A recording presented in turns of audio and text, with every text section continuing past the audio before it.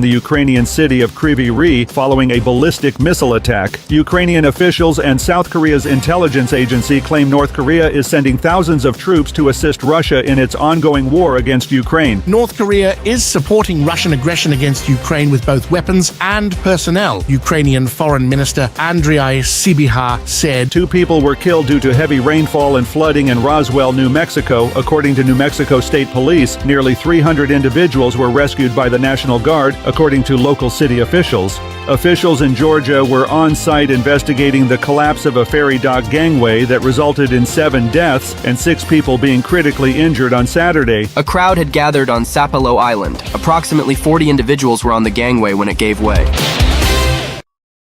The opinions expressed on this program are those of the host or guest and should not be interpreted as statement of fact. Right. Independent fact-checking and corrections are encouraged. All right. Get a cup of coffee in here, please. No, a lot of coffee. How about beer? Would you like beer? I think it's a little early for that.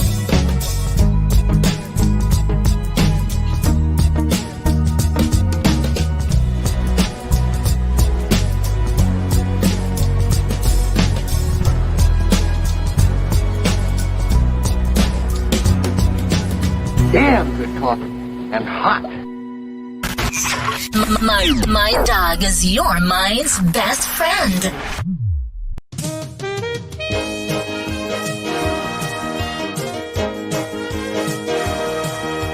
My dog is your mind's best friend. Wake up, America. You've got a dog that needs walking. That's right, sunshine. Just put on a big pot of strong coffee and get ready to type your little hate mail with your opinions about kumbaya and flat earth insanity. Stand-up comedy? You want stand-up comedy? Well, we've got sit-down comedy. It's time for Coffee with the Dog. You make me laugh. Well, speaking of laughing, you don't have to be funny to be funny. As the group of comedians that we have in the Dog Pound pretty much demonstrate every day. But we're going to investigate that today. I forgot to share this with everyone in the universe. That's what I'm doing now. Kind of doing my homework in class again. Good morning, folks. It is, what's today? Is today Tuesday? You know, bad things happen on Tuesdays. Or crazy things. Tuesday is the most, that's when all the weird news breaks. Just brace yourself for crap today. I don't know, crap. An October surprise, if you will. Today is Tuesday, October 22nd, 2024. Typical late October day here. Oktoberfest. People are getting ready for that this weekend. So I probably won't be in church this weekend. In case you're wondering where I am, you're looking around in church and you say, well, where's Matt? He's over picking pumpkins and getting drunk. Drink pumpkin beer. We're going to meet a guy. And now, again, with the names, I don't know how to pronounce our guest's name today. His last name is Cunneen. I'm thinking Caneen, but I'm probably getting that wrong because I get things wrong all the time. Anyway, Connor Caneen, maybe, is a motivational speaker from Ireland who is stuck in Chicago where they have bad Italians. I say bad Italians, I mean Italians who are trying to do Brooklyn, but they're not. They're doing some kind of Midwestern Brooklyn thing. Sebastian Maniscalco. I can't even do a good Sebastian. Besides, I'm trying to share this with everybody right now because I didn't do my homework. I was sitting here for a half an hour not doing. That's not true. I was actually doing stuff like getting pictures together and getting the news ready to go. That news is really exciting, right? Alan Edwards in the news. You're all excited about that. I just want to mention that if anybody has a spare BA card, Black Approved card, Stephen is working on some racist material that he just needs a little sign of approval or a little stamp of approval from somebody with some racial cred, because he's trying hard. Now he wants to know, is this joke too racist? And I say, there's nothing. You can't be too racist. Where I come from, yeah, we're big Jim Brewer fans. You know, I'm sort of kidding, but not kidding. Where I come from, there's a lot of big Jim Brewer fans. Go figure. Yeah. So you know what? I'm just gonna play you a commercial, and while I'm playing the commercial, maybe I'll do some homework here, get some of this stuff shared, and then when we come back, we'll meet the guys from the Dog Pound, and then I'll let Steven host the program, as racist as he is, a little racist chair-bound, whatever he is, and basically introduce our guests. What's going on here? Breakfast. What, breakfast? Yeah. All right, breakfast has arrived. Folks, this is breakfast has arrived. Woo! It seems like a lot of breakfast for a guy like me. I mean, I really just need a bagel. Holy crap. Breakfast has arrived. Where was I? Oh yeah, Clip Anything by Opus. Listen, you folks, you gotta use Opus, and you gotta use our link for Opus, because my whole reputation is, and whatever reputation that is based on it. Plus, I want to tell you about InVideo. Both of the links are in the description. First, I will, for now, I'll play Clip Anything from Opus. If you're looking at basically streamline your video editing, even if you don't have 3 hours of video to edit like I do every day. You just gotta want to just put out some shorts. You just want to put on some shorts. You want to take off some shorts. Opus Clip can help you out. They can save you a lot of time, effort, maybe some money. Who knows? But you got a free trial, so you got nothing to lose. So you use our link, and I'll put the link scrolling across when we come back from commercial. But you use that link, you can try it, and then if you don't like it, don't pay anything. You don't have to put up a credit card up front or none of that crap. They're not gonna trick you into this endless subscription you can't get out of. So check it out. Here it is.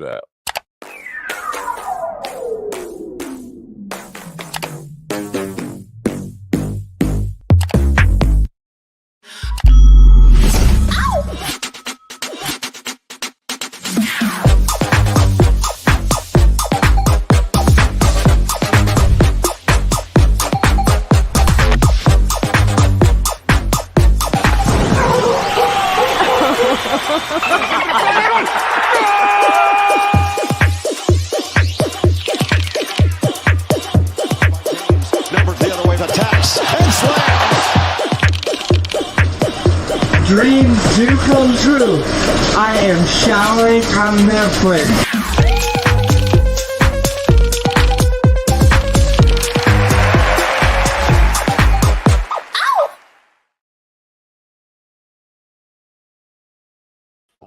I've never showered on an airplane. I've been on an airplane where I wanted other people to shower.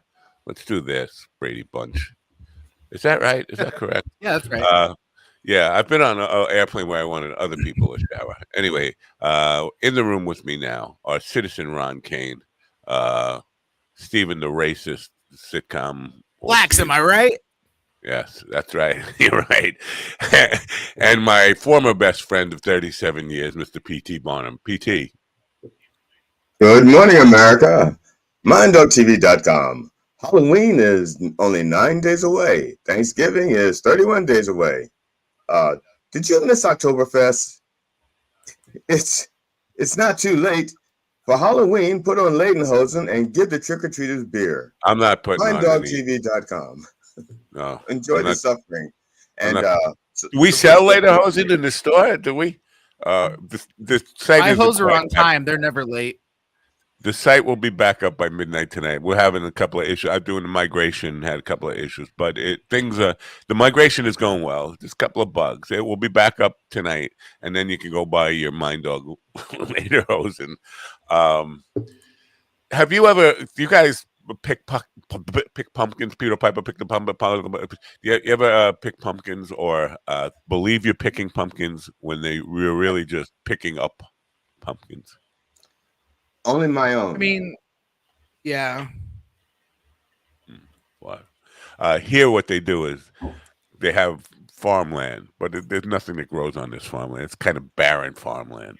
And they have dump trucks come in with a dump truck full of pumpkins. They dump the pumpkins on the ground, and then they get these dopey tourists coming from New York City to come out and say, I picked my own pumpkin. And what they're doing is picking their pumpkin up off the ground. It's not like that everywhere. My wife and daughter just left to go on a field trip with her school to a pumpkin farm where they actually grow them. Are you sure about that? You saw them growing them, or you didn't just come by? They're still connected to the plants. I went with her last year. They do that here. They connect it to the plants. They basically take these things. They put the roots into the ground. They make you think they're coming up out of the ground. I'm telling you, these people cut the thing. They think they're growing out of the ground just because if you're gonna talk crazy shit, you have to use the Alex Jones voice, Matt. They're trucking in the pumpkins. They're not real. They're pre-planning them. They're turning the kids gay. Yeah, see, that's what's happening. No, let me see the B. I didn't wind up that much for that one. It was just a little. But do me a little Alex Jones, if you could. Just they're trucking in the pumpkins. They're not real. They're bringing them in. They're putting them in the ground. They look real, but they're not. They're fake pumpkins. They're champkins. They're not real. They're turning the kids gay. Well, I didn't know. We don't have to go there. Now, Stephen is our resident racist and homophobe now. So there you go. Anyway, we're going to meet a guy who can teach you guys how to be funny, even though you're not funny. He's a humorist, but not a certified forensic humorist. He's just a humorist. Okay. What, you don't think he can teach you how to be funny? No, I can see why you would be skeptical how anybody might be able to teach you how to be funny, but are you talking to Ron or Steven? I was talking to you. You're the one who said okay. That's right. I mean, okay. Yeah. Ron's very funny. I don't know if you've seen the real. You're the one that said he's a humorist, but he's not certified. So I'm saying okay. No, but you said okay before I said that part of it. I said the guy who's going to teach you how to be funny, and you said okay. Teach me how to funny. Teach me how to funny. Yeah. Anyway, it sounded way better coming out of you than it did me because I was just thinking something along those lines. But you know what, Ron, you just knocked it out. God, you're sexy. Back to you, man. Yeah, he is. I don't know if you've seen Ron. Very funny. I don't know if you've seen the reel where he told me I could be as gay as I want to. I could blow dudes on the weekend and crush pussy on Monday, and eat my own ass if I want to. So, but that's a Tuesday thing. Oh, so that's today. Maybe that's what's in the bag. Maybe that's what. Your wife brought you a bag of your own ass. Yeah. Today is Toss Your Salad Tuesday. Yeah. All right. See, he's gonna work on you. Let me set up the layout here so we can get ready to have him in. And I should ask Stephen to introduce him, but he won't do it because he's a racist homophobe. That's why. Connor Cuneen. Not against Irish people, though. I'm half Irish. I'm quarter Irish. Does that count? I don't know. Connor Cuneen is the Irishman Speaks. He's a man who's he's a motivational speaker, happily exiled in Chicago, where he says the Guinness is good. The people are friendly. That part's a lie. The people are not friendly there. And he has been force-fed far more corned beef and green beer than he ever had in Ireland. He's here now to help you guys learn how to be funny. Good morning, Connor. Good morning, guys. Good morning. And you got the pronunciation right, Matt. So kudos to you. Connor. Oh, Yeah. Funny accidents can happen every once in a while, but thank you for that. So how long you been? 20 years you've been in Chicago? Yeah, I've been working on the Chicago accent for about 25 years now, Matt. So I've nearly nailed it, as you can see. Did you go directly from Ireland to Chicago? No stop in New York or any place where? No, flew over New York. I came over on a corporate move about 25 years ago. The company I worked with, there was Hellman's Mayonnaise would be the biggest brand. So we just parachuted into Chicago and have been here ever since. All right. We've talked several times on this program about when we go to a different area, especially for any period of time, we pick up the accents from people. You've maintained an Irish brogue. Is that what they call it, an Irish brogue? In Chicago for all that time. How is that possible that you haven't and don't sound like I don't know what they sound like in Chicago. What I'll give you one illustration of this. I was back in Ireland just about 4 weeks ago, and I was renting a car at the Dublin airport, and I was talking to the car attendant, and I said I'd been in the States for 25 years, and he said, "You must be tone deaf, because you've never changed your accent." So I told him I was a Metallica fan, and Metallica fans, I mean, well, maybe we are tone deaf, but it depends on the person, I think. If you have a good lyrical ear, which I don't particularly, you may change your accent. But once you reach about 20 years of age and you move to a new environment, most people hold the accent then. That's funny. I didn't realize Metallica was that. I know they're from there, but I didn't realize that they were like Billy Joel is here. Like you have to kind of get on the bandwagon for them. Well, I just want to say thank you for coming today and blessing us with your accent, because it is just fabulous. What accent? I don't hear it. I think you made a comment. Someone made a comment that I wasn't certified, but I do remember one of my school teachers saying, "Colleen, you should be certified." So I don't know if that counts or not. No, certifiable is different than certified. Right. But G.D. Fenderson, my token black friend who was there, who's to give me he gives me a BA stamp so I can get out of race jail free. He is his moniker is certified forensic humorist. I've never gotten to figure out who certified him. I think he self-certified, which it doesn't really count. You can't really. I think he went to DeVry. First of all, I come from a family where self-medicating has been endorsed. No, so why not self-certifying? I could self-certify. All right, that's fair enough. I believe in self-medication too. Obviously, I'm pretty stoned right now. Same. But so now. What you come from a business background, but you teach people how to be funny in like keynote speeches and stuff like that. Do I have that correct, or am I way off base here? No, you're not way off base. I do a program, Matt, called Adding Humor to Your Presentation, or it can be adding humor to your sales pitch as well, or any conversation that you're involved with. And the basic logic is that if you put a smile on someone's face, they're going to feel better. If you can do that a few times during your presentation or during your sales pitch, they're going to feel a little bit better again and again. I think it's going to build a connection between you and your audience. And as we'll explore here during the chat, I'm not talking about comedy.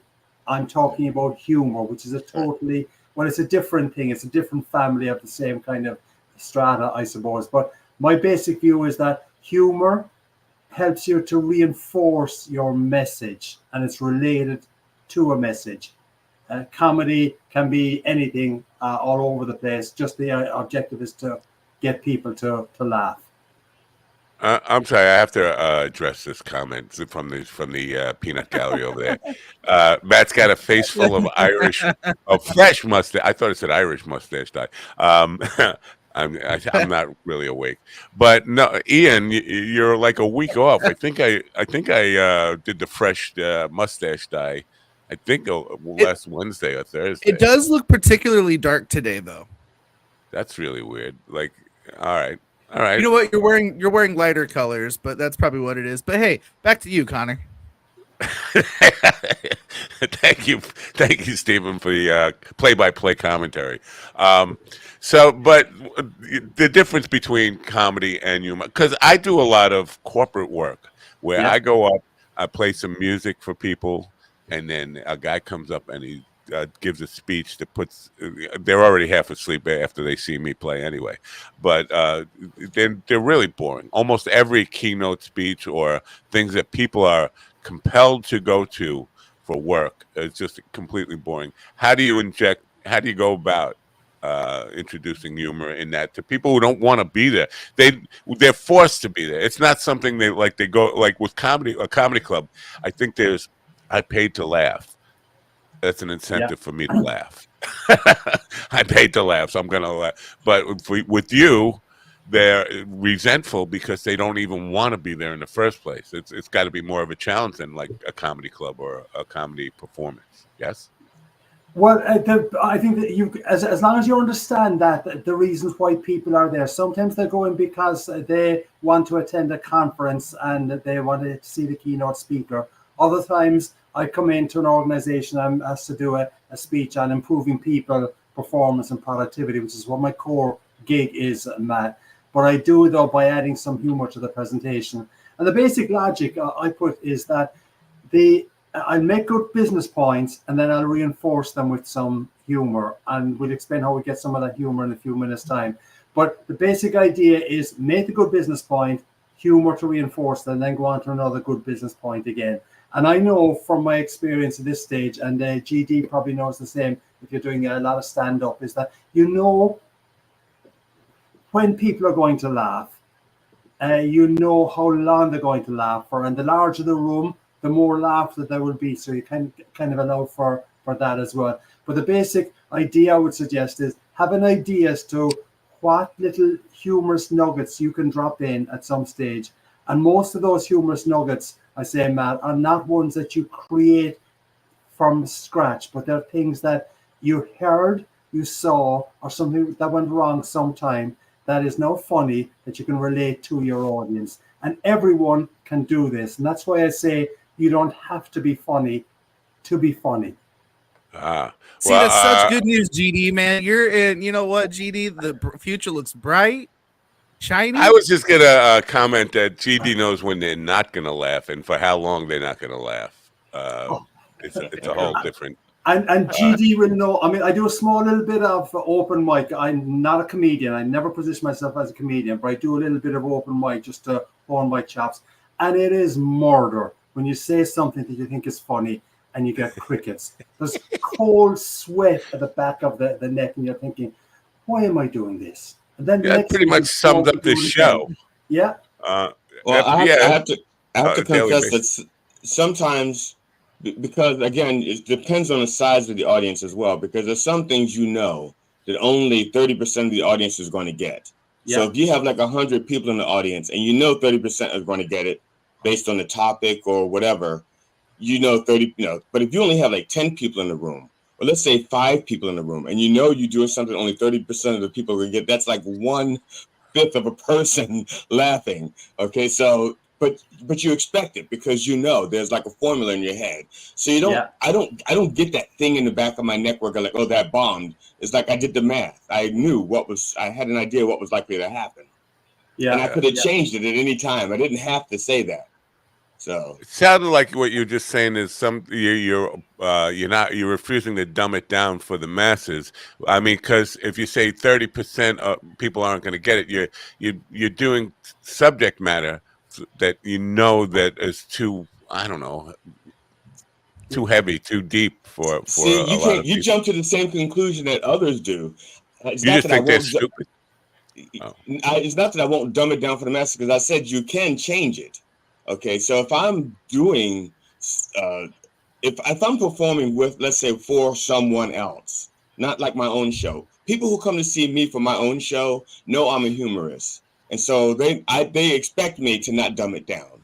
But let's say I'm opening for someone else, then I'm going to be more conducive to like a comedy setting, and I will give things like a more broad spectrum, like a good like a good antibiotic. You know, I'll just give a broad spectrum and like, okay, everybody gets infected with laughter, you know, but I'm doing my own I just stuff. do dick jokes.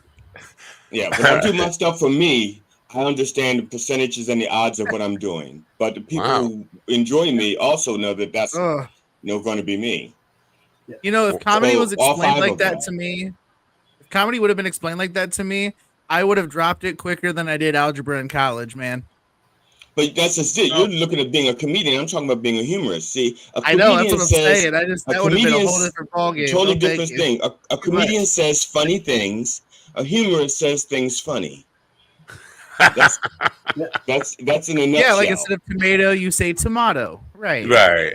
And that just brings one area that I can play on from time to time. My Irish heritage, the differences between the way the Irish pronounce compared to the way Americans pronounce, for instance. I mean, one of the regular things I say to audience, now I'm careful which audiences I say this to, but I can say definitely in some areas. I tell people that I'm just back from Ireland, and Ireland has got the best crack in the world. And people kind of go, what? And I say, the way I actually do it is that, did he say crack? He doesn't look like a crackhead. But basically, in Ireland, the word for fun is crack. And the regular Irish greeting, no messing now with this guy, the regular Irish greeting when you meet your friends is, how's the crack? Or what's the crack? Wow. I love that so much. Yeah. This is great. This is such a good day. The word is spelled C-R-A-I-C within the Irish vernacular, but it's just common word for fun, and it is a regular Irish greeting. So that's an example where I can take something from my heritage, drop it into a new audience, and get a different reaction to it. Yeah, it's like in England. If they're still saying it this way, the expression for chin was pecker. You know, they call this a pecker. So if someone were to say to you, and I used to do this in some of my old stand-up. Did a cab driver tell you that in like at 4 o'clock in the morning, pulling into a dark alley? No. This is someone who was from Worcestershire.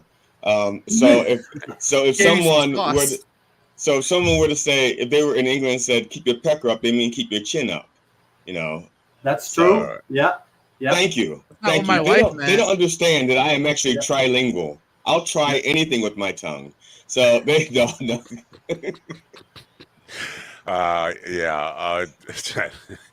Keep your pecker up. That's kind of gay, GD. It's a little gay. I told you, we don't have a GA stamp here so there's no gay approved. So we could get you a BA stamp. We can't get you a GA stamp. Keep the homophobia. Actually, I have a 2-in-1 that I sent that joke last night too. So. Oh, okay. She's a black lesbian. Yeah, she'll give me both stamps. We're good. But so, back to you guys.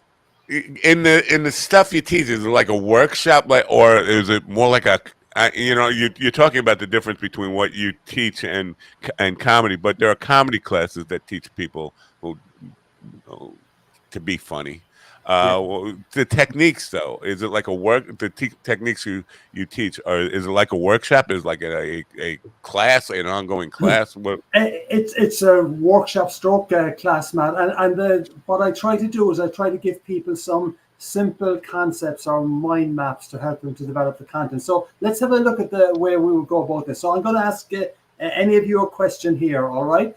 And first one that answers it correctly gets a high five, okay? Man. All right. Right. So I already got the high. Yeah. All right. The self-medicating GD said, wasn't it? Yeah. Right. So the question is, I'm looking for a 5-letter word, right? And the question that relates to the 5-letter word is, if I say something funny, what is it that I hope or expect that you will do if I say something funny? Laugh. Pay me. You laugh as usual, but pay me is 5 letters. Yeah, that okay. That all right. So you answered right. Okay. So you answered laugh. All right, and laugh is the acronym that I'm looking for. It spells out 5 ideas that anyone can use to add humor to their presentation. LAUGH. And what I do in the session then is I go through each of the elements of laugh. And basically, it involves people just capturing the humor around them, not trying to create new humor or initiate new content as such, but capture the humor around them. And if you take everyone knows got the laugh acronym. It's appropriate, and it references adding humor to your presentation, so people will walk away remembering the word laugh anyway. So what are the 5 elements of the laugh acronym? And I'm sure you would like me to give you some ideas as what they might be. Yeah, of course. Right. Okay, But see, you have to pay. I'm I'm on the edge of intrigued. my seat. I can read the future. See, actually, when I do Zoom calls, I've got this invisible friend over here, but actually works quite seriously. Works really well on Zoom calls. It allows me to kind of reinforce or repeat a point at times, because on Zoom it is often difficult, as you can appreciate, to engage your audience. So I just try to use some simple little goofball ideas like that, but they actually allow me to reinforce the point. So you want me to explain laugh? Okay, all right, I'll explain laugh. All right, so the first element of laugh is listen. All right, and the basic idea here, gang, is that over the last few days, you have said something that made people laugh, or you've heard something that made you laugh, you've seen something that made you laugh, or read something that made you laugh, but you probably don't remember what it was. And what I say to people is that if you keep track of what made you laugh, or a comment that you made that made others laugh, just put it into your iPhone notes or Android or whatever it is, and build up a repository of humorous little anecdotes or quips, so that sometime, somewhere, you'll be able to use those little quips or anecdotes when you're presenting, and you'll be able to pick out a relevant little humorous piece from your iPhone notes or your notepad that will reinforce the point that you make. So I'll give you a couple of examples. I mean, that example there of the customer service agent in Dublin airport at the car rental place, when he said you must be tone deaf. I mean, that gets a little smile from people. But what it also allows me to do on that one is I'm just in the process right now of writing a little blog and a Twitter tone on tone deaf customer service. Okay, and I'm going to use that example. All right. Another specific example that just happened in the last couple of weeks. I went to see my cardiologist for the annual checkup. Thankfully, he found a heart and it's beating okay. The following day, he sends me his notes on the iPhone app that I've got. And he writes, Mr. Canine is a well-nourished man with a history of. And I'm thinking, well-nourished? Well, okay, we'll take that. The second paragraph starts off, he is a Manchester United fan. And I'm thinking, this is coming from my cardiologist. But the way, so I've captured that. I've actually used it a few times in presentations since. And the logic is, if you want to connect with people, listen to them, okay? Because he listened to me. He said I was a Man United fan.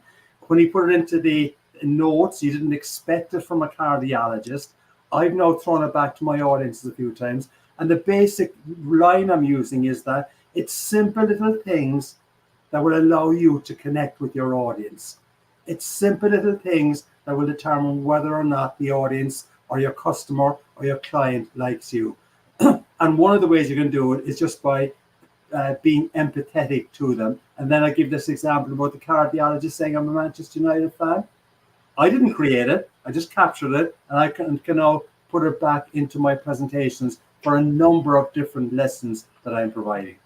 But that's actually that's a very acute observation from your cardiologist, because for one thing, if one is a Manchester City fan, a Man United fan, Manchester United fan, chances are they're in good health because Man does pretty well. Now, if he would have put notes in there like you're a Hull City fan, then there would be like there are implications of depression, suicide watch, and stuff like that, because Hull City never makes it out of anything. Right. So. Does GD not know how bad Man United are doing right now? I thought they He were must good. not. He must not. They're not doing good. I mean, the reason why I had to go to the cardiologist, GD, is because United are breaking my heart nearly every week at this stage. But I think they were doing in good. the conversation I had with him originally, he did say I did indicate that I was a United fan. I just tried to build a rapport with people. And the fact, but I agree with you. Oh man, from Manchester says GD knows his football. I was a little bit surprised listening to him talk about that. Like he actually knows. So I'm curious. So who's beating? Is Arsenal? Who's the hot team now? Is it Arsenal? Because I don't really follow it. I'm not. Good God, there's some crowd that they're in the same city as Everton. I can't mention their name. Okay. It's Liverpool. I didn't. Okay. Liverpool are top of the table at the moment, but wow. Yeah. Interesting stuff. I don't even know where you would go to in the U.S. to follow that stuff. I follow it on the ESPN app mostly. Or any gambling site. You can go to a gambling site. Or any gambling site. Yeah. Like maybe one of our sponsors. I thank you. I was just gonna go there, but we'll go there. I get the weirdest looks when I wear my my soccer shirt outside. People are like, "Really, you're a soccer fan?" I'm like, what? Well, first of all, you get the look because that soccer shirt is from when you were 8 years old. It doesn't cover a lot anymore. I sent you that picture with confidence and in confidence, GD, and you betrayed that. Thank you. Well, you made me think of, because there is wheelchair basketball. Wheelchair soccer would be really. It's a thing. It's like Rocket League, but slower. Wow, it's a thing. So now with this idea of remembering, because a lot of things are inappropriate in a business setting, so you got to keep your ears open and listen, but also part of that is not knowing. Just because you listen and something might be funny in a business situation where you're teaching people how to do presentations, adding humor. We can't have somebody like Ron Kane in there. Let him get to the other 4 letters. Maybe A is for appropriate. I don't know. Okay. All right, we can do that. Yeah, we should let him finish. Yeah, well, actually, A is not for appropriate, but as you're hitting on a very valid point, though. When you're in a business situation, the last thing you can do or should do is upset anyone in the audience. So you got to be very careful. And in my business, gang, one of the ways I get business is through speakers bureaus. So someone will contact a speakers bureau and they say they're looking for a good speaker to motivate our people and have a bit of fun with them as well. So if I just once have one of my audience members or planners go back to the speakers bureau and say the Irish guy said something inappropriate, I'm dead with that speakers bureau. I never get another gig from them. So you've got to be very careful. And you all know how difficult it is in this environment, or how easy it is to upset someone. Comedy clubs, as GD will tell you, is a totally different kettle of fish. You can say what you want there and just live with the consequences. But the consequences for me as a speaker is like I've got to have appropriate material. So the first element of the laugh acronym is listen. Listen to what made you laugh. Listen to what you saw, etc. A is for, I think GD would probably understand this, and Stephen as well, is that stories can often be very, very good ways to get humor across. So as I say, the A in a laugh is antidote. And what? It's not antidote. It's anecdote. Oh, sorry, it's anecdote. Okay, all right. Anecdote. All right. But the antidote, though, to a weak speech, though, is a good anecdote, and that's what we're talking about here now. So the basic idea here is that over the last couple of weeks, the things that made you guys laugh, and I've seen some of your other videos as well, are either stories or quips. No one, if I can recall, has actually told a joke on your show that I've seen. And that you've laughed at, because while we laugh more heartily at a joke, we rarely do laugh at jokes because they're not put to us every single day. But what is put to us every single day is an anecdote or a quip or a comment, and if you capture those, they're the ones that can actually work really well for you. And we'll take the next letter U, and then we can pause for Brett. The U is about uncomfortable. And the funniest stories are the ones where something went wrong. Where something is perfect, a perfect story is not funny. An imperfect story, or a story where you were uncomfortable at some stage, is the funny story. It's the story you'll be telling your friends at the coffee shop, when you're having a pint of Guinness, or around the water cooler, and you're having a laugh with them because this happened to me. I can't believe that happened to you. When you hear that comment, I can't believe that happened to you. Whatever generated that comment, write it down, because you've got the makings of a funny story there. So my whole life is very good fodder for this stuff, because everything's always going wrong. It's full of things that you don't expect to go wrong. My life is a slapstick routine, basically. Right? It's really the same with everyone, Matt. But the thing is, then once you've got that anecdote where something was uncomfortable, you then can find, all right, what's the moral in that little anecdote, and how can I then bring that to my presentation? So I'll give you a little example. I speak a lot to organizations to improve their people, performance, and productivity with a smile. I speak quite a bit to manufacturing organizations where safety is critical, and I also speak to some safety conferences. So let's assume for a moment you're my safety audience, and I'm on stage doing a keynote, and I'm saying to you, gang, my definition of safety, it's not my one, it's something I heard somewhere, is that you come into work with 10 fingers and toes, and you leave with 10 fingers and toes. Do they have to be yours? Damn it, GD, you beat me to it. Son of a bitch. Yeah, or you might have a bad experience in a restaurant and get an extra finger in the noodle soup or something like that. But in general, though, it's preferable you come in with your 10 fingers and toes and leave with your 10 fingers and toes. Now, to do that, though, you've got to be constantly aware of your surroundings. So now you're still my safety audience here, okay? You've got to be constantly aware of your surroundings and pay attention to the pitfalls that might occur. I'll give you an example. A couple of weeks ago, I went to collect my darling little granddaughter, Maggie, from soccer practice. She's 6 years of age. My wife and I collected Maggie. My wife put her into the back seat of the car and strapped her in. My wife, Pat, is her name, sits in beside Maggie. And then, being a goofy grampy, as she calls me, I sat into the back seat as well. And after a couple of seconds, Maggie realizes, Grampy, you should be driving the car. And I say, look, I want to stay in the back seat. And she says, Grampy, drive the car. So I get to go out of the car. We've got a problem. We're on child lock, which means we're on Grampy lock as well.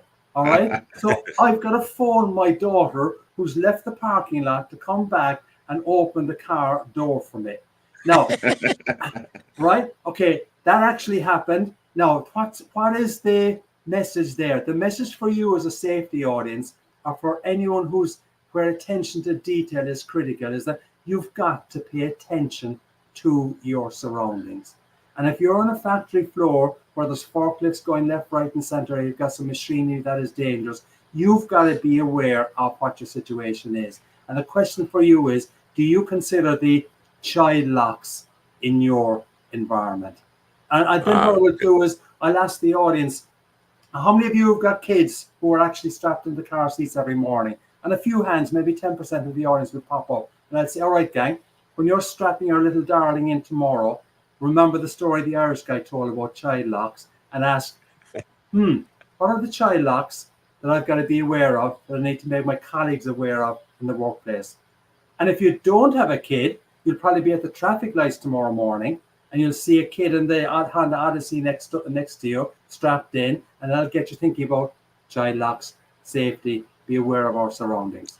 So that's cut that, okay? That's an example of how I make a serious point, I reinforce it with humor, and I also leave it then with what I refer to as a mental trigger, because the next time they see a child lock or a car seat, and they'll think about, hey, good point. So reminders are important. Mental triggers, I really believe in the importance of.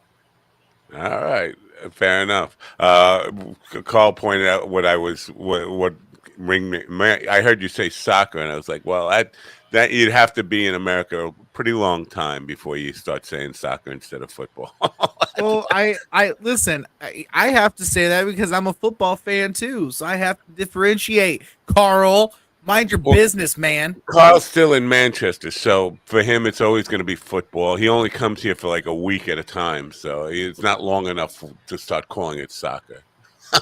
So I'm I'm paying attention to all the wrong things here. That's what's And interestingly enough, we call it soccer in Ireland because one of the national games in Ireland is called Gaelic football, which is kind of a cross between.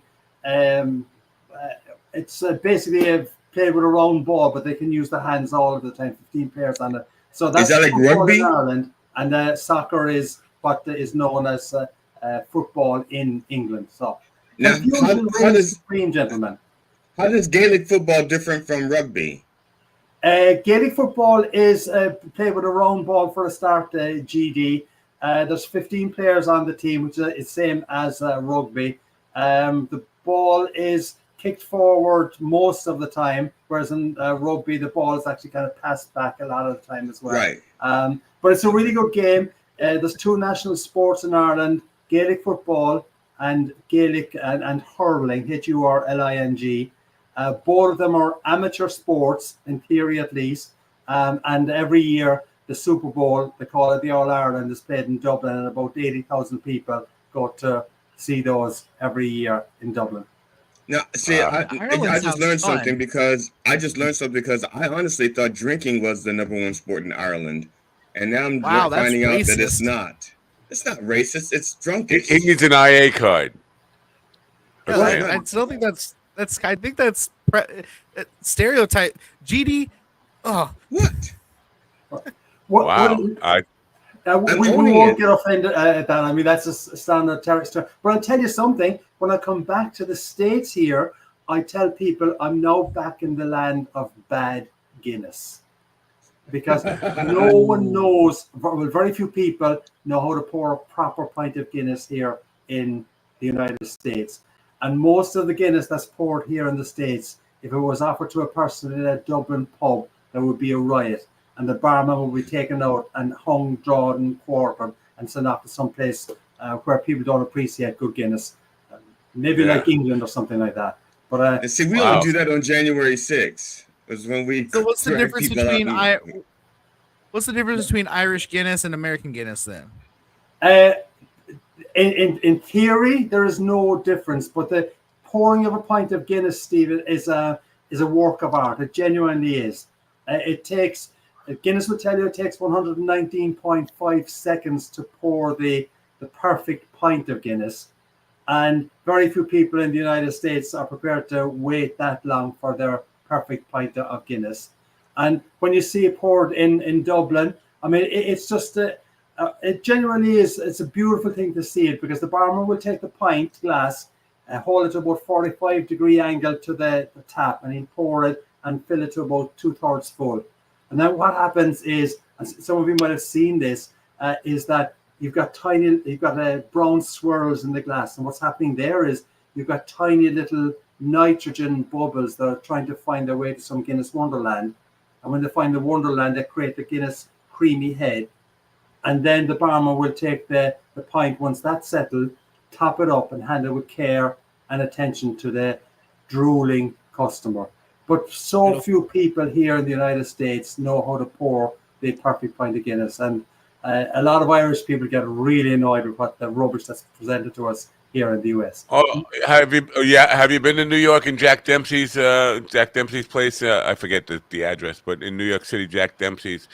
First of all, the at least when I was there, Carl was with me.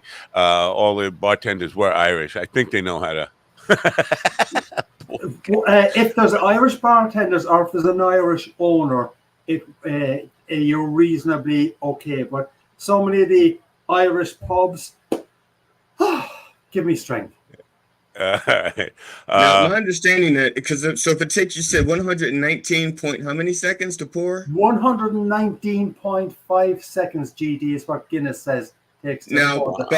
It takes that long to pour it, but it's okay if they drink it in like 1.1195 seconds. Right? Well, this is where I would disagree with you there, because it needs to be savored, you see. I mean, that first sip of Guinness, you take a good gulp, and then you kind of put it down and you say, this is heaven. Have you thought about registering another domain, IrishmenDrinks.com? No, we'll just keep it the speed. You know what? My days of heavy drinking are well gone at this stage. I can't handle more than 3 or 4 pints of Guinness in a night. Now, why Guinness and not Killian's? Because I liked Killian's as opposed to Guinness, but maybe I'm a heathen. I don't know. Well, you're Black Irish. Yeah, Killian's is a red ale. Right. Guinness is has been there since 1759, I think, GD, and it's just been part of the Irish culture over there. And as well, actually, a lot of the reason why Guinness became popular is because the British colonialized most of the world at that stage. Guinness was a kind of a British brand, so it was being exported over to the West Indies and other places in the 1800s, etc. And over a period of time, then the Irish would have emigrated after the 1840s. They would have taken their love for Guinness or other alcohol over to the various countries. So it's a long, long heritage about a wonderful product. But Guinness, so Guinness is not originally Irish, then it was originally British? And no, Guinness was started in Dublin in 1759. But at that stage, though, Ireland was colonized by the English. Those bastards. So I have a question. So do Irish folks, is it sacrilegious to drink Guinness from a can or a bottle then? Sacrilegious. Haha. No. Guinness brought out bottled draft about, I don't know, 15 years ago, and I thought, no way. But you get desperate after a while, so you will actually drink that at home. Where I really get annoyed is when places pour Guinness in a plastic cup. To me, it just ain't real, man. And I understand why it might have to be done for events, etc. But I just won't drink it. It has to be from a pint glass for me. But I'm kind of fastidious, I suppose, on my love for the black stuff. Fair enough. I do love the black. Yeah, we were only up to A. We never even got to you. Oh, you want to? Well, we got to you, which is uncomfortable. So if you think back on some stories that you're telling about what happened to you or happened to a friend, and you pay attention to that, you've got the makings of something that you can drop into your repository, use it sometime somewhere. G then is for as I refer to the Googler, okay? To Google on the Bing, all right? And the basic idea here is that if you're doing, let's say, a business presentation or a sales presentation, and you believe that, all right, if I can get my audience smiling 2 or 3 times during the presentation, I'm going to connect better with them. They're going to be more engaged. So what do I do? All right, I'm doing a presentation on, let's say, leadership. I go onto the Googler, and I Google for humorous quotes about leadership. Funny anecdotes, leadership, things that went wrong, for instance, or funny stories about management, that kind of thing. You'll probably come up with some little anecdote that you can use. It might really hit with you because, hey, that funny story actually relates to something that happened in our organization. So then what you can do is you make your point at the conference or at your presentation or a sales pitch, and then you drop in the little anecdote to reinforce it as well. Now, I'm not talking about plagiarism, GD, here. I know you'd be very conscious of that. I'm talking about little anecdotes that are all over the interweb.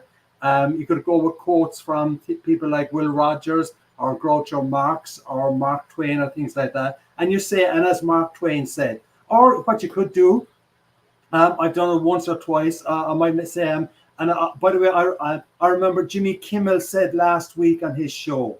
So I don't know often do that, but if I do use a late night reference, I will actually reference where it came from. So, but again, though, it's about just doing basic homework. I've decided I believe humor will help me in my business or in my presentation. I've got to do some work on it. And part of the work is Googling on the Bing or Googling on the AI now or whatever you want to call it. Okay. So instead of a D, it should be a C. For Carlos Mencia. I'm sorry. Got it. Sorry. Oh, yes. Yeah, that's true. But I think comics are very careful about this, so I'm making it clear I'm not talking about plagiarism. So you could get something from, maybe there's a business book out there and you see a humorous comment on that, just write it down, etc.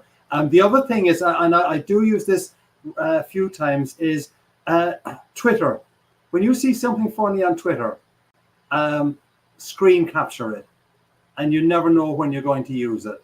And when you if you do put it up in your presentation, you're giving the person credit for it. It's in public domain effectively. So I think things like that is another way that you can find humor. So when you find the humor, capture it. That's and again, you don't have to be funny to be funny. Wow. Have you guys ever seen anything funny on Twitter? H. Yeah. Hey, it's getting to be a morass, isn't it? It really is. Yeah.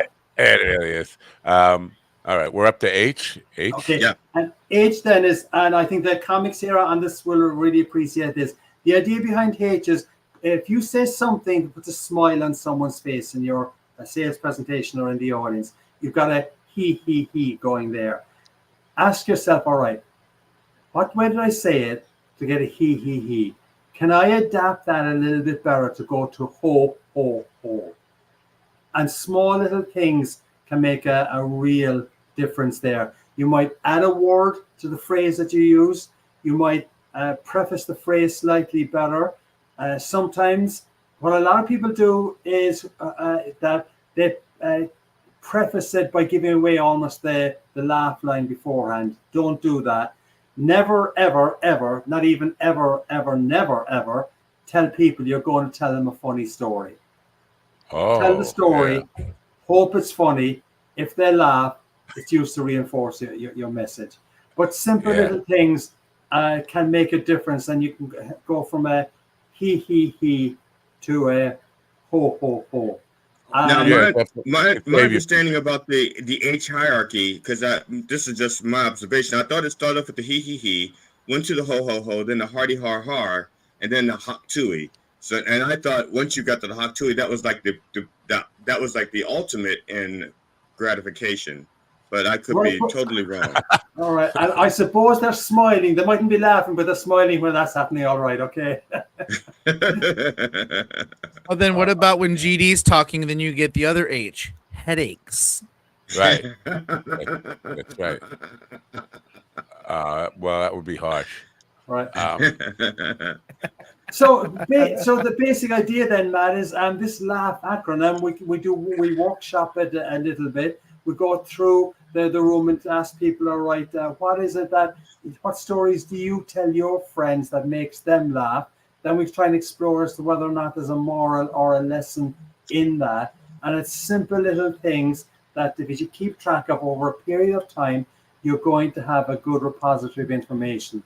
Well, see, most of my friends are psychopaths, sadists, and they're just not. So they laugh at things that are very inappropriate. So I can never use my friends. You know, like Ron Kane got me basically. I don't know, almost deplatformed everywhere because he's a psychopath, basically. Right. Well, quiet psychopath. You pick your tribe, my man. You pick your tribe. Yeah. But in business now, because I hear what you're saying. For presentation, it's definitely important to do this. But a lot of, I don't know if it's a cultural thing, but a lot of business people here just they frown on people who are looking for funny or trying to be a humorist in any aspect of it. They're basically straight ahead.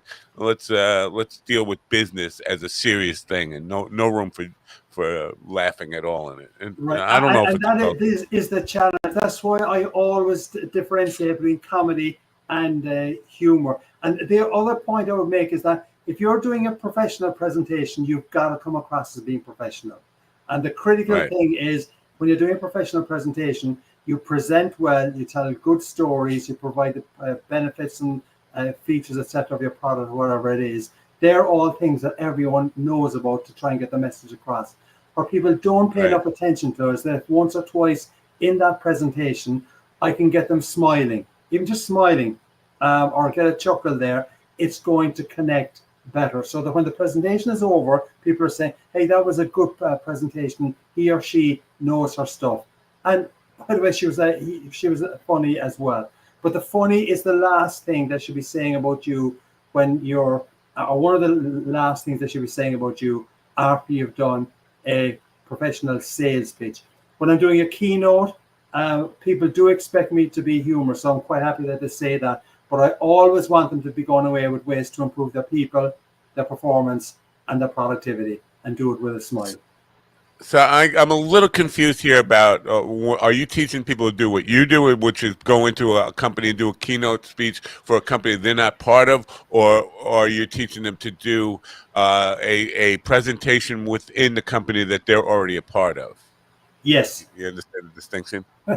So the answer is yes to everything there, Matt. I mean, basically, if you believe that humor can enhance the communication process, as I do, every time you're in a communication process, ask yourself, can I add just a little bit of humor to that communication process to get the audience? You know what I see a lot when I do corporate events, and they have somebody from the company go up. It turns out to be like a roast, like because they all executives know each other, and it just becomes a roast. And so if you're not part of the organization, a lot of the stuff isn't funny. It's just mean and just all that kind of stuff. But so if you were going to do a keynote, would you kind of learn about the people within that you're going to be speaking to, or do you do all that kind of research, or is that not part of what you? That's a huge part of my work, Matt. I mean, I try to learn as much as possible about the customer, about their audience, about the client, about their competitors, etc. And you need to know that to be able to craft your message, because I'm trying to get a serious points across. So if I'm just going into the canned speech, that ain't going to work. And what I do know, though, is that there are certain areas within my presentation. My core presentation is titled The Gift of Gab. Surprise for an Irishman, GAB. But GAB, though, is an acronym for goals, attitude, behavior. Goals, attitude, behavior. And what I believe is that if you take this concept of goals, of attitude and behavior, you can take it to any organization. And what I do is I try and customize the messaging to each client and customize the humor as well. I'll actually give you an example of this. This goes back to, I tell a story about choosing your attitude. And basically, it starts off with, I noticed in my rear view mirror a mobile discotheque. Okay? Cop car, flashing lights. Or in fact, it was a mobile discotheque. And I was doing this event up in Hartford. It was just before COVID, and Tom Brady was still playing with the Patriots. Okay? So I tell the people that I got stopped by the cop. I see the cop get out of his car walking up towards me. And the cop, he was ugly. Really ugly. He reminded me of Tom Brady. Okay? Did I get booed? Yes. Was it appropriate booing? Yes. But the idea was that we got a really good reaction. It just customized my story that I tell all the time about that mobile discotheque to that particular audience. And if you can pay attention to something famous or interesting related to the location or the client, then you can try and find some way to add appropriate humor related to that, to the messaging and to the presentation. Cool. Yeah, my Tom Brady joke was my wife is from Maine, so she grew up a Patriots fan, and so occasionally my wife will call me Tom Brady in bed, and I just wanted to know if she's talking about the first half Tom Brady or the second half Tom Brady, because she was saying that because your balls are deflated. Matt with the dunk. Gotti. So do you teach this stuff online? I mean, or do you travel around America or around the world? Where do you deliver these? Well, let me be clear. I go wherever there's a check. Okay, so if that's in Ireland or Europe or the United States, that's point one. But I also do have a course on adding humor to your presentation. And that is available on, it's actually Irishman Speaks on my website, but I also have started a new website called The Improvement Academy. The Improvement Academy. Yeah. And on that, I've got the details of the course on adding. Is that theimprovementacademy.com? Theimprovementacademy.com. I couldn't believe it. I was able to register that website only a few months ago. Wow. I mean, it is a good website. It ties in nicely with what I'm trying to do as well. TheImprovementAcademy.com. All right. This is interesting. I'll put that in the description as well. But there you have it. If you've heard it, people on the radio, you spell it out for yourself. But a lot of people now, and this is way off topic here, but somebody I know who has an academy and teaches a course online. Somebody I know of, I don't know, but he trademarked it, and now he's suing people for actually just saying that within a critique online, like on YouTube stuff. He's got lawyers going around sending letters that you can't even mention our trademark, and I thought that's very weird because, like, I should be allowed to criticize any company out there, even if they're trademarked. Like I could say something about McDonald's, which is a very fine company. It was. They wouldn't sue me, but somebody who has an academy and they trademark the name Academy, if you say that, all of a sudden that's like a violation of copyright law. It's very weird. I'm just not. Yeah. No, it's only a violation if you're saying it in a way that confuses people to make them think that you are affiliated with that thing. So, like Pat Riley copyrighted three-peat. If you win 3, NBA championships in a row. But you can still say three-peat. But if you try to make money off of it, monetize it, or somehow I think trademarked is the thing, not copyrighted. But yeah, just to be clear about that. But we can move on. That was a sidetrack of this because I am dealing with that right now. Something I mentioned on about somebody's vocal academy, which was trademarked. Lawyer letters, and so when you mentioned academy, my mind went back there. Oh, lawyer, right? Lawyer letters. Yeah. So when they go to the Improvement Academy or the Irishman, is the content the same on both, or is it the same website? Irishman Speaks is basically about my keynote and business presentations to improve people, performance, and productivity with a smile. The Improvement Academy is online courses that I'm developing. The first one is adding humor to your presentation, and I have another one coming out shortly. I'm a big Mark Twain fan, and actually there's Mark Twain book there, another one that I've written on Mark Twain. So the Mark Twain course I'm developing is what Mark Twain can learn you about public speaking. Excellent. Now, do you use a term motivational coach, motivational speaker in what you do, or is that how you brand yourself? I don't use it. No, what I do say in some of my SEO based content, I'm a humorous motivational speaker.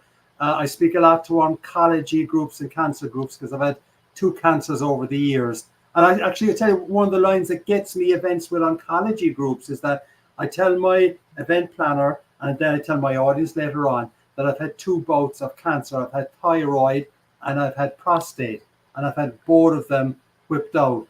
So now, having had a thyroidectomy and a prostatectomy, I now have a unique Irish condition known as there's not much left of me. Okay? That's cool. Have you? I like that. Have you ever thought about actually doing, like, I know you're a humorist and you made the distinction between comedian and humorist, but have you ever thought about doing comedy in like a stand-up club, comedy club environment? Well, as I indicated, I mean, I do open mic here at a couple of the clubs, but and I can do 5 to 7 minutes and get reasonably good reaction. Sometimes very good reaction, depending who the audience is and whether it's a full house or not. But I think to do a comedy well, you've got to do 3 gigs a night, 7 nights a week, 365 days of the year for years to get your timing right, to build up the extra wording here, etc. And I'm not into that. And the bottom line as well, Matt, is that you get way better paid as a keynote speaker than you do as a comedian, unless you're you get paid. You get paid. That's way more than a comedian. Yeah. What strikes me, and this is definitely prejudice, but I'm looking at you. You almost have a collar there, and Bernard McGirt, who used to be on Imus in the Morning, used to do Cardinal John O'Connor very well with the Irish Bro and all that stuff. It's sketch comedy as like an Irish priest, you would be very good for doing something like that. You almost have to look there. All we have to do is kind of like straighten out that collar a little bit. Well, if you want to watch, I don't know if any of you have seen it. There was a wonderful comedy called Father Ted, which is based on a little island off the west coast of Ireland. And every goofball kind of stereotype of a Catholic hierarchy is involved in that. You should be able to find it online. I think it's about 2 seasons of it. Yep, Carl just mentioned that. Straight in with the Father Ted. Yeah. So I mean, it is. Carol will probably confirm it is stupidly, incredibly funny. It really is. It does hit some stereotypes, all right, but it was a genius piece of comedy maybe 12, 15 years ago. Now, I have a friend of mine who's constantly sending me video clips of Tommy Tiernan. It's on a regular basis. I mean, it's, whenever he needs a laugh, he sends me a clip of Tommy Tiernan. Right. Because it cheers him up to share Tommy Tiernan. Well, you could forward that to the Dog Pound in that text group that you guys have going, so it would break up the perversion and other nonsense and that I'm sent daily, constantly, all day long. Yeah.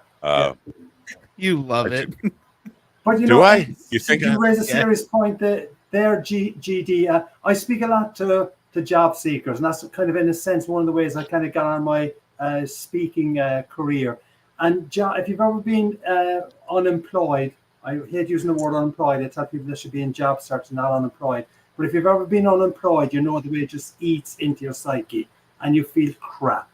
What I say to people is that, but when you walk into the interview, you've got to walk in 12 foot tall and bulletproof, and that ain't easy. So what I do say to people is, a few minutes before you get into the interview, phone call or Zoom or personal call, get onto YouTube and watch some funny material.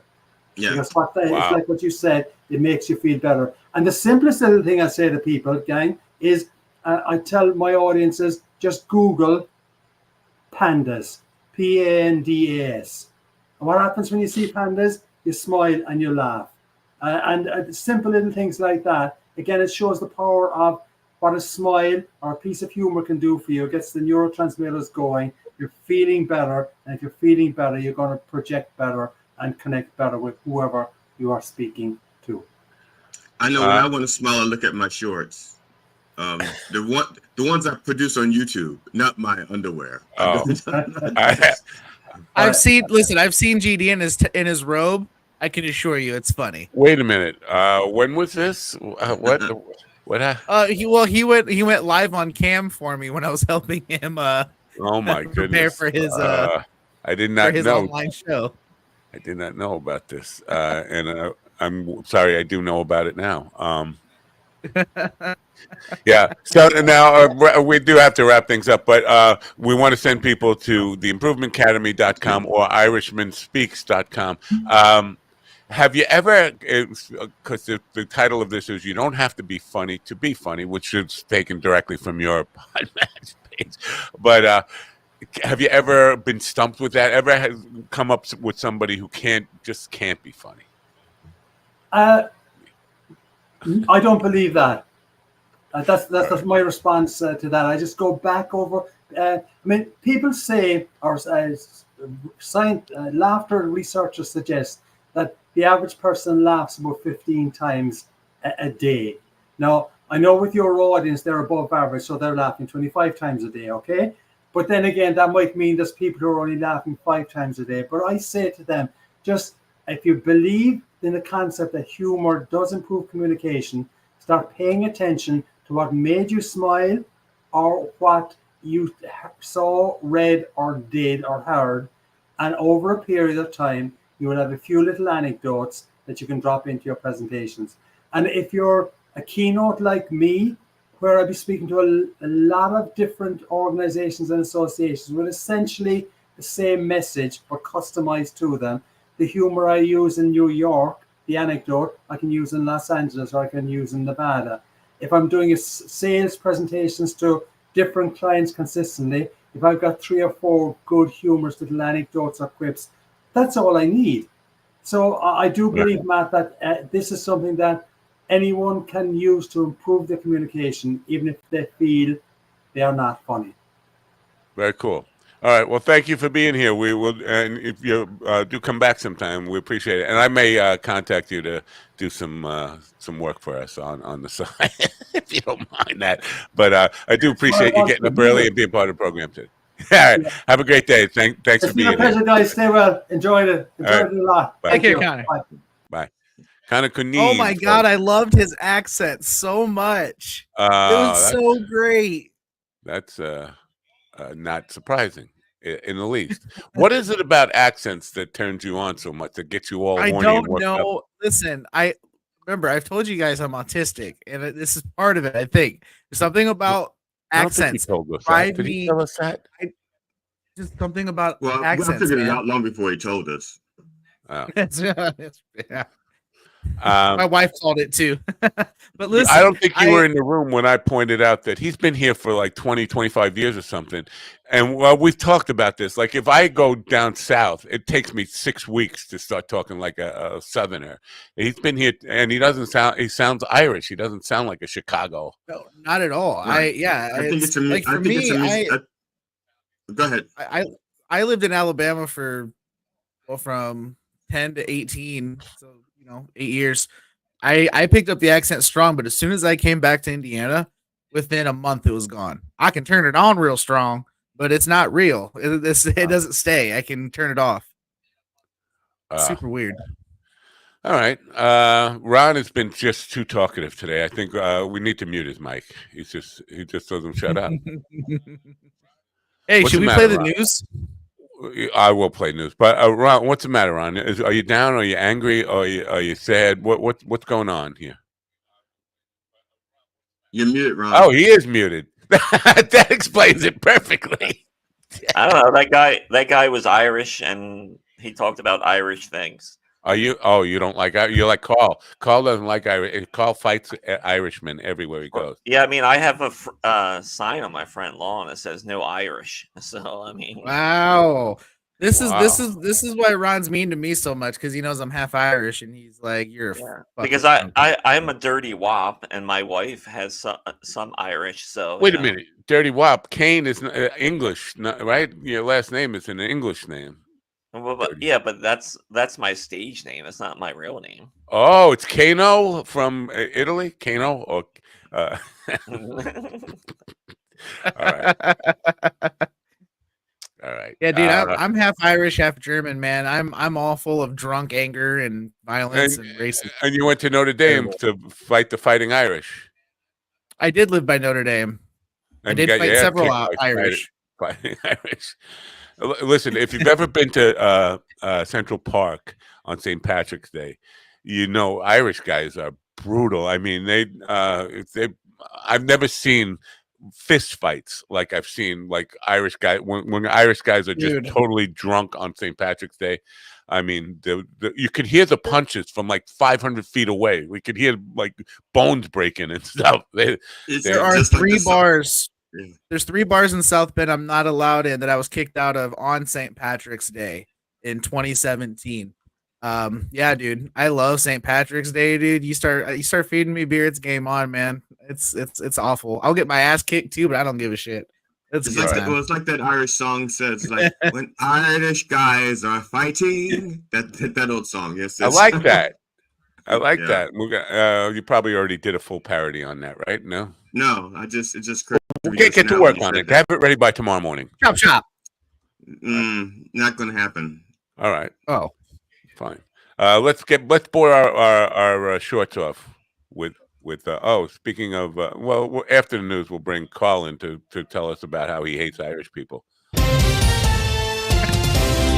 2 people were killed due to heavy rainfall and flooding in Roswell, New Mexico. According to New Mexico State Police, nearly 300 individuals were rescued by the National Guard, according to local city officials. Many motorists found themselves stranded after their vehicles were trapped in floodwaters across multiple streets, the city of Roswell said in a statement. Some had to wait on top of their submerged vehicles for That's rescue, what happened while in New others were Mexico. swept It into the rains river an channel. inch, Search and rescue operations it's are a flood. ongoing, with local police and fire departments working alongside state police. Kyle Norris reported. Ukrainian officials and South Korea's intelligence agency claim North Korea is sending thousands of troops to assist Russia in its ongoing war against Ukraine. North Korea is supporting Russian aggression against Ukraine with both weapons and personnel, Ukrainian Foreign Minister Andriy Sybiha said on social media. These are not mercenaries. These are regular units which Moscow intends to use as cannon fodder, calling the move a serious escalation in the conflict. Sybiha added. Joseph Eckerson reporting. Russian air defenses intercepted.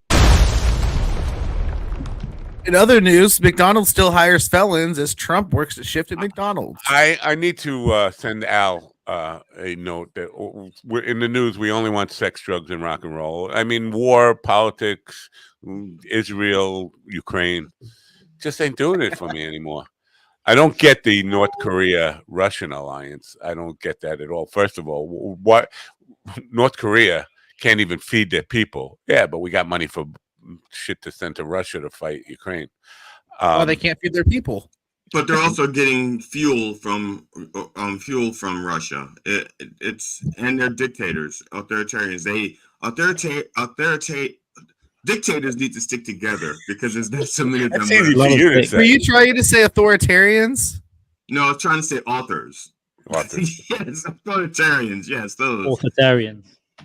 Good morning, Carl. Good morning, were you hiding in fear because the last time you saw an Irishman, he wanted to kill you in Bisbee?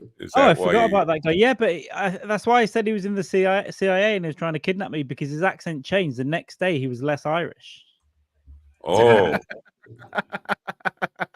Maybe he was just more sober and not less Irish. And he fed me meat. No, I was not. I was not more sober. And he fed me meat from a bag that I ate.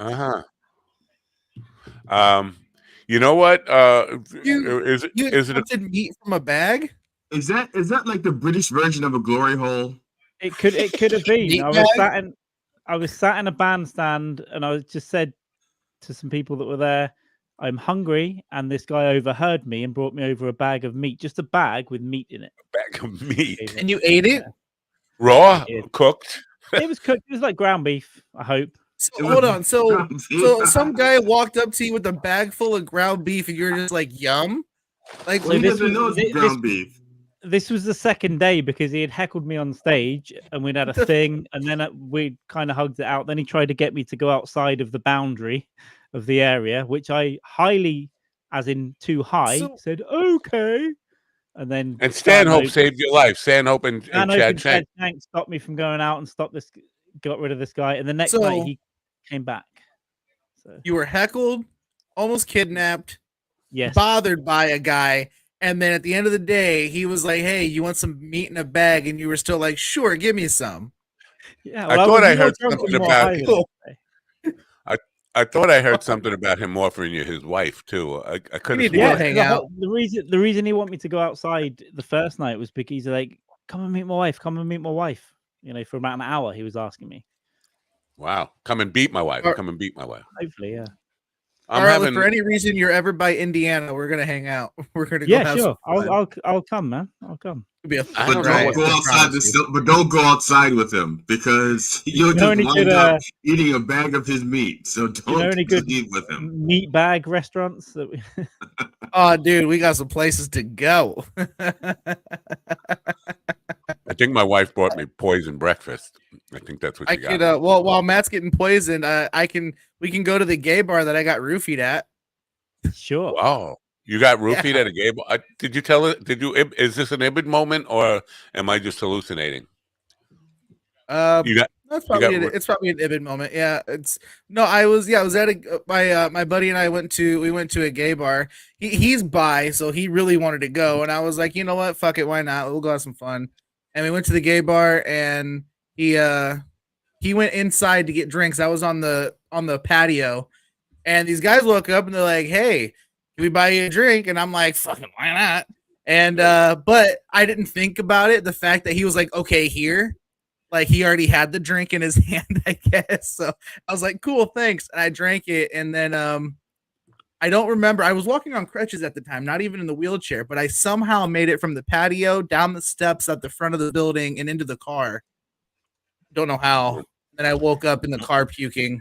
Then he used me like a ham sandwich on a cold dish. No, I got lucky. So he's my best friend. He's my brother. He was my best man at my wedding. No, he protected me.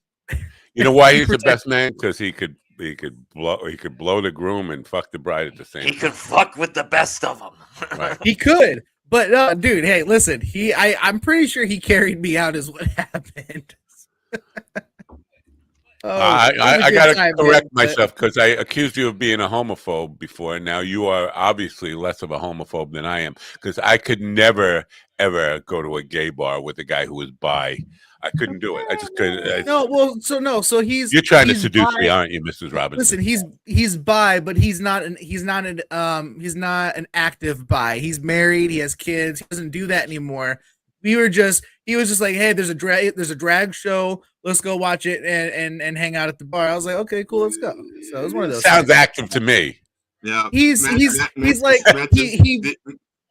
pervades the menu. Matt says, "Are you trying to seduce me, Mr. Robinson?" Yeah. No, he. Sounds like I'm you're, sure you're more scared of giving in, Napo. It sounds like you're scared of giving in. Why would you be worried? Yeah, because for me it was just like going to a bar. Because here's the thing, I take it as a compliment when a gay dude hits on me. I'm like, hey, if both sides are taking a gander, I'm winning right now. You know what I'm saying? First of all, I get hit on by an extraordinary amount of gay men. Gay men and old women think I'm catnip, basically. Same. And I was sexy when I was on crutches. But I can here's prove the thing. that.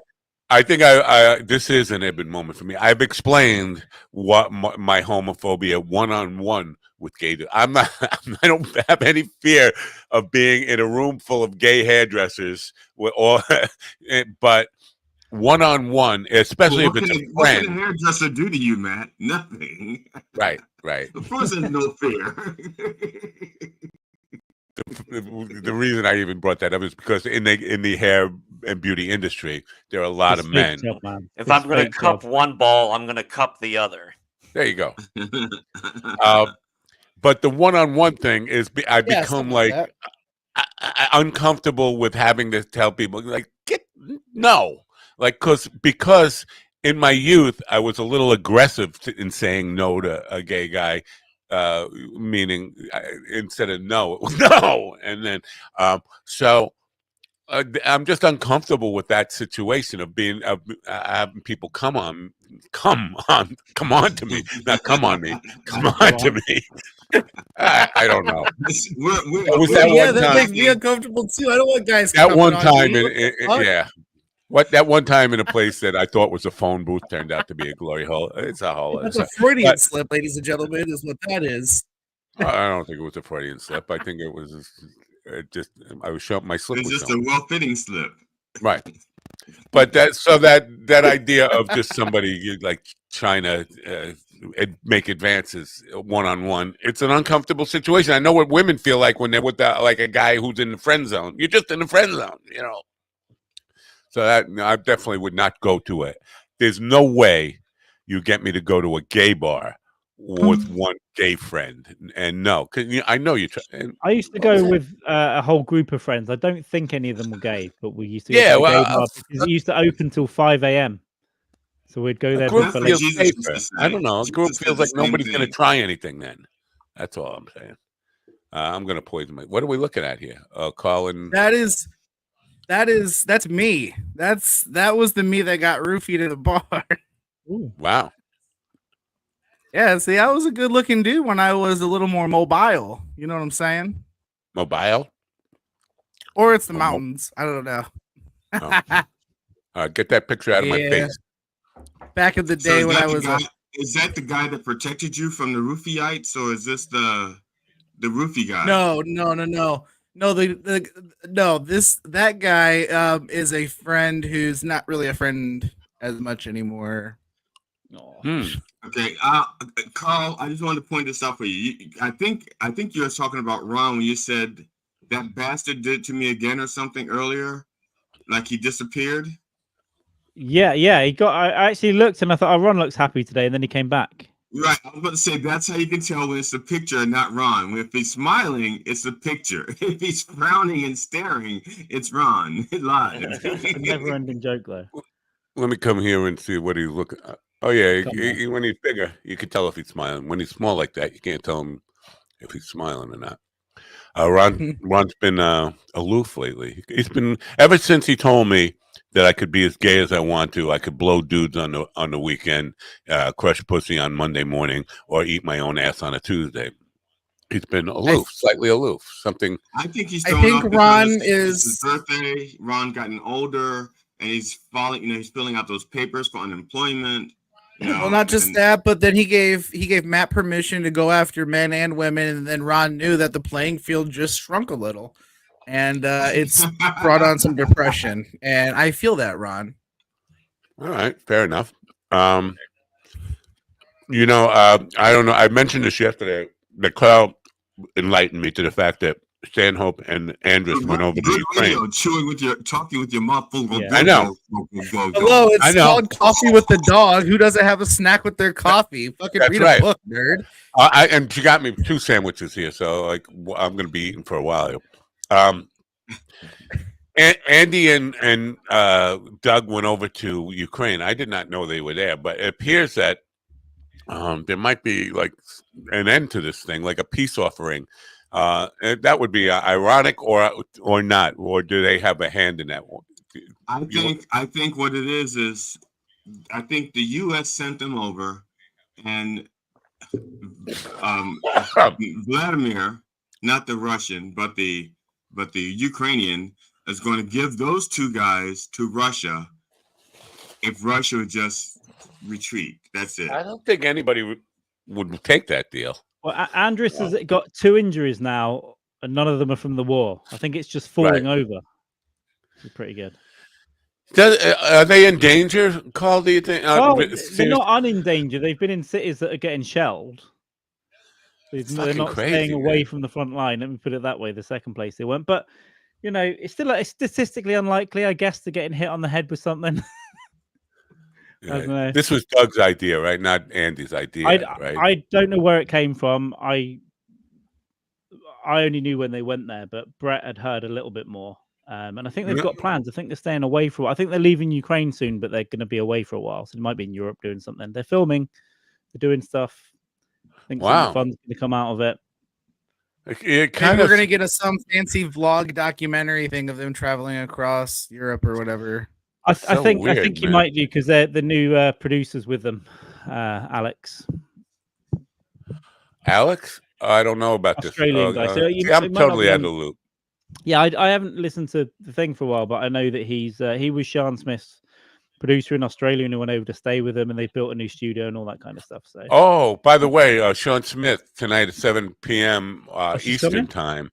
We're going to do a evening coffee. If you guys want to be on there, or if it's just going to be me, but we'll be there, bad boy. We've been waiting for this. I don't know you'll be there, but I appreciate it if you be there. I mean, it's only midnight for me. I could stay up and pop in for 5 seconds. What are you talking about? I missed it. I was Sean Smith, the Australian comedian, social worker. Okay. And that's tomorrow. Yes, tonight at 7 p.m. Eastern time. Evening. Yeah, we talked about it last week. I think we all agreed do to it be last week. But yeah, she had microphone. What time is that happening? 7 p.m. Eastern. Okay. Matt, what time is that happening? 7 p.m. Eastern. Okay. What channel? 7 p.m. Eastern. Okay. Should I be fully aroused or only like about half excited? You could. I'm coming half-mast and then going from there. I think she's bringing a guy with her. A dingo? Oh, this is gonna get good. I don't know. I don't think she's married, but what did she said a word that sounded like, I don't know, do the Australians have another word for husband or something? Are they in a Her Rue. Her roommate. I don't remember the word. Ew, roommate. Like, what is that? Her roommate. It's somebody who was on tour with her. She's half. Well, she's all Australian, but she's spending a lot of time in Taos, New Mexico now. I don't know why Taos. Like that's not She came over to do a tour, and she was gonna do something else, but she couldn't do that. She did a tour in New Mexico. Chad Ryden got on some shows. We had Chad on the show when she was there, and that's how this whole thing came about. But she was also she was in New York and LA and performed both of those places. But like Taos, it's not like the big comedy destination in the US. It's because Chad runs a bunch of there's a lot of venues around that way that he knows, right? And he's got it in on. Speaking of weird talents to have mentioned by comedians, I was watching Joe Gallo from Practical Jokers. He was on I think Andrew Santino's podcast, but he mentioned he was in Wabash, Indiana, and it fucking caught me way off guard because that town has like 75 people in it. I could have sworn Wabash was in Ohio, the Wabash Cannonball, right? He was in Wabash, Indiana. Yeah, he was like, I was in Wabash, Indiana last week, and I was just like, that's so weird. Like, why that town? Is there even a comedy club there? No, there's like nothing. Right? I don't think so. It's either a theater or it was like a venue, like an event hall or something. Because I've performed like all these. That's exactly the size of towns I perform in all over Indiana, and there's no comedy clubs. Wow. So yeah, it's so weird. Same thing with Taos. It's such a small town. Like, why that place? I meant to ask you this morning, first thing, but I forgot until just now.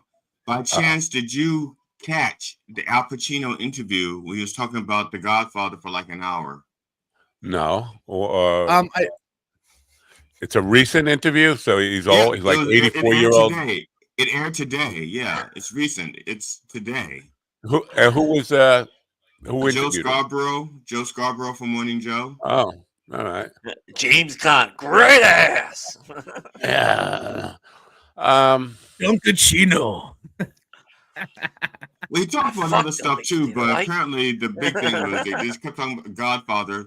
So I didn't know. I had no idea what they were really talking about. They kept showing clips, and he would talk about what he was going through with the director. What's his name? Francis Coppola. Francis Ford Coppola. Yeah.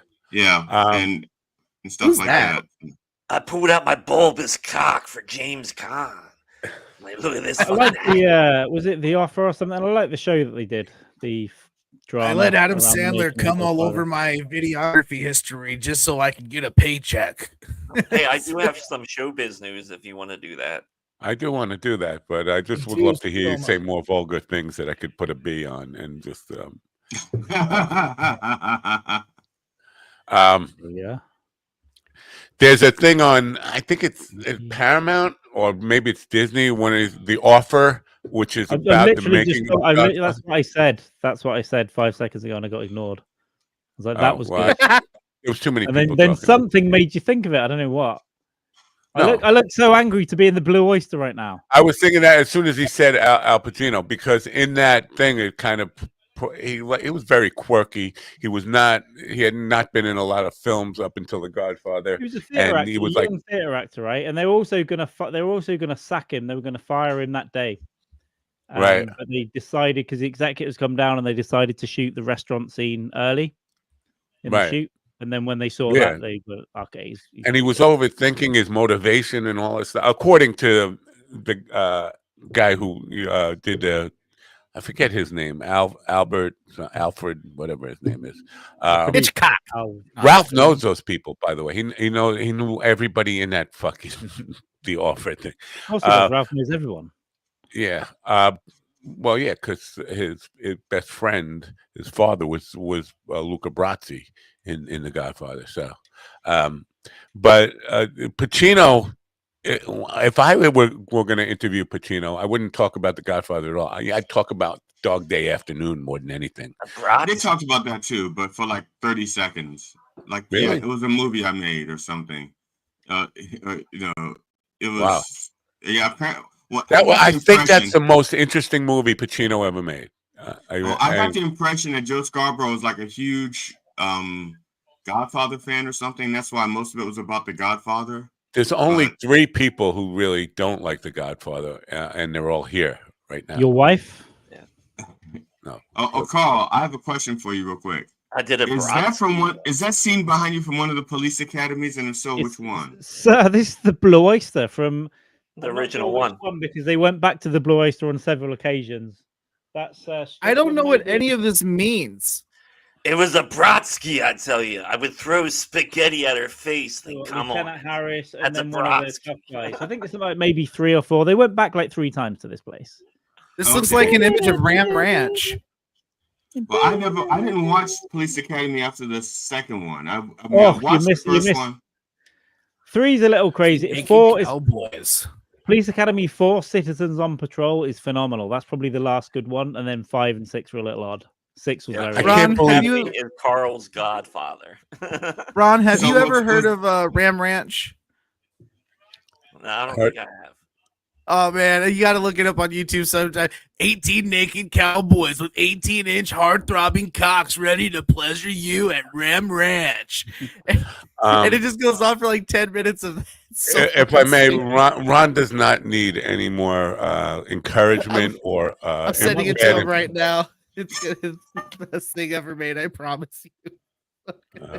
So, Carl, which was Bubba Smith in all of the police academies? I can't remember. I think maybe he probably wasn't in the last one, and he may have not. I think the third one, not everyone came back, but then he's definitely in 4. So he was in at least 4 or 5 of the 7 I think they made. Wow, 7 Police Academy movies. Well, the first 2 were okay. The first one's a classic. The second one, but it's got Zed in there. What's his face? The director now, Bobcat. 3's weird. 4's great. 5, Assignment Miami Beach. I believe Tackleberry scares a shark off with a 45. And then 6, I can't remember. 7 is Mission to Moscow, and only I think 2 of the original cast are in that one. The rest are new. Thing. All right. Yeah, I was Ron, a big fan as a kid, but the Blue Oyster. Are you ready to go, Ron? Are you ready? Are you ready? Are you ready? Are you ready? Are you ready? I think so. And now, bringing you the latest in entertainment news from Hollywood, New York, and East Bumfuck, Montana. Here's our chief entertainment correspondent, Ron Kane. Ladies and gentlemen, it's showbiz. It's showbiz. Cheddar. Westfish. Handy pantry. Where do you get a load of cheese? No. Yep, it's showbiz, everybody. It is Titty Tuesday, so make sure you go out and in some neighborhoods today it is recycling, so make sure you recycle. Oh my God. I think we've overplayed that clip. And I don't think she's putting it in. I think she's like tucked it in front. Like a she's tape picking job. it up. Yeah, she's a fraud. Yeah. Magic trick. Don't worry, I have some other ones coming.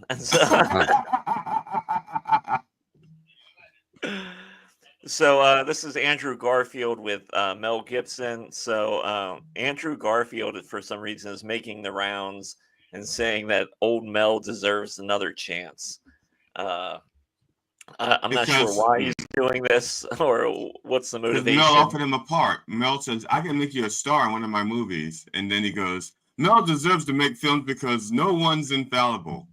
Yes, exactly. So whether or not you like his religious shtick or when he really breaks out the racist shtick, it's fun. So yeah, but consider this, that Mel Gibson is a hardcore Catholic and he believes the Pope is infallible.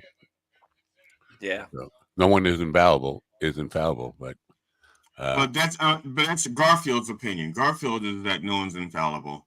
Right, but Mel should have said, "Wait a minute. What about my pump? What is it? The Pope." But we don't have the rest of the quote. I mean, all that is blank. That could be redacted. He could have said that. Oh. Or maybe Mel Gibson has a video of Garfield being just as racist as he was. Have a bite. Yeah, but he does have bad things. He does have one of the greatest phone calls on record, so you had to give him. Yes. Yes. So, and there's the Alex, second greatest phone call. The second greatest phone call on record belongs to Alec Baldwin. Yeah, you are a rude, thoughtless little pig. So, Alec Baldwin is he appeared on SNL this past weekend. He played Brett Baer. So they had him. That was the first time in probably 2 fucking years I think he was on that show or so. But he's now through that trial for that movie Rust, which is supposedly coming out soon. It was made 3 years ago now, and it's on its way out. So that's happening. Wow. How do you think they'll do at the box office? Because of you think you'll get more traction because there are a lot of dead people attached to it, or do you think people will like watch it once and go like, okay, this movie was not worth the dead bodies, and go straight to DVD? Yeah, I think that's probably hoping that it's not a shithole. Yeah, it could be a really good movie, except for that. Well, the actual the prop manager or whatever the hell she was, she's going on trial now, right?